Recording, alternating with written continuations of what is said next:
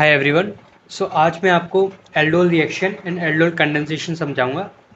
तो इसमें ओवरऑल होता क्या है कि जैसे कि नाम से दिख रहा है एल्डोल, तो जो एल्डोल रिएक्शन का जो प्रोडक्ट होता है उसमें एक एल्डिहाइड और एक एल्कोहल प्रेजेंट होता है।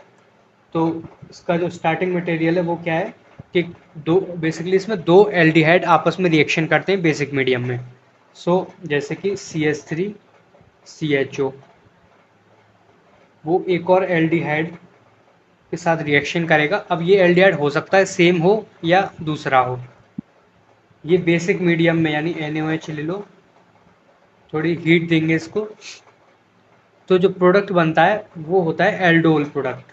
तो प्रोडक्ट क्या होगा इसका? CH3CHOH CH2CHO। अब देखो इसके प्रोडक्ट में अगर ध्यान से देखो तो अल्कोहल भी प्रेजेंट है और एल्डिहाइड भी प्रेजेंट है, इसीलिए इसका नाम पड़ा एल्डोल। तो इसकी अब मैकेनिज्म समझेंगे कि ये कैसे बना।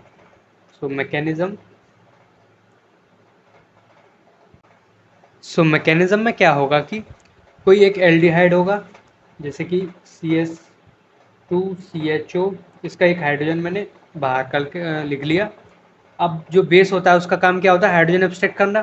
तो OH नेगेटिव क्या करेगा? इस हाइड्रोजन को एब्स्ट्रैक्ट करेगा और इस पर नेगेटिव चार्ज बना देगा।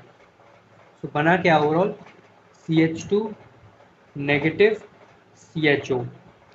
ये हमारा न्यूक्लियोफाइल बन के रेडी हो गया। अब ये क्या करेगा? इलेक्ट्रोफाइल पे अटैक करेगा। तो इलेक्ट्रोफाइल हमारा क्या है? दूसरा वाला जो भी एल्डिहाइड होगा वो होगा। ये फर्स्ट स्टेप हुआ। अब सेकंड स्टेप में क्या होगा? जो CH3CHO है, इस CHO को हम ऐसे खोल के लिख सकते हैं, और जो हमारा न्यूक्लियोफाइल बना है अब CH2 नेगेटिव CHO, ये न्यूक्लियोफाइल इस कार्बन पर अटैक करेगा और ये O नेगेटिव ऐसे टूट जाएगा। हुआ क्या? CH3C, ये O नेगेटिव बन गया, O नेगेटिव। ये हाइड्रोजन को मैं नीचे लिख लूँ। अब इस कार्बन से इस कार्बन का बॉन्ड बनते हुए दिख रहा है। इस कार्बन से बॉन्ड बनाया। इस कार्बन के पास 2 हाइड्रोजन है और ये CHO से जुड़ा हुआ है। अब जो हमारा बेस था जो कि हाइड्रोजन लेके गया था, ये जो O नेगेटिव बना है ये उस बेस से हाइड्रोजन को ले लेगा अपने पास। ये ओवरऑल क्या बन जाएगा? CH3CHOH CH2CHO। ये जो प्रोडक्ट होता है ये होता है हमारा एल्डोल प्रोडक्ट, इसका नाम होता है एल्डोल। यहाँ तक जो रिएक्शन हुई है उस रिएक्शन का नाम होता है एल्डोल रिएक्शन। लेकिन अगर ये इस प्रोडक्ट में से अगर वाटर निकल जाए, वाटर एलिमिनेट हो जाए, यानी ये वाला OH और ये जो H है, यहाँ पे एक H होगा, अगर इसको ऊपर लिख दूँ मैं, तो ये वाटर मॉलिक्यूल निकल जाए और यहाँ वाटर मॉलिक्यूल कैसे निकलेगा? ऐसे। बनेगा क्या? CH3CH11CH CHO। ये क्या है? Alpha beta unsaturated aldehyde.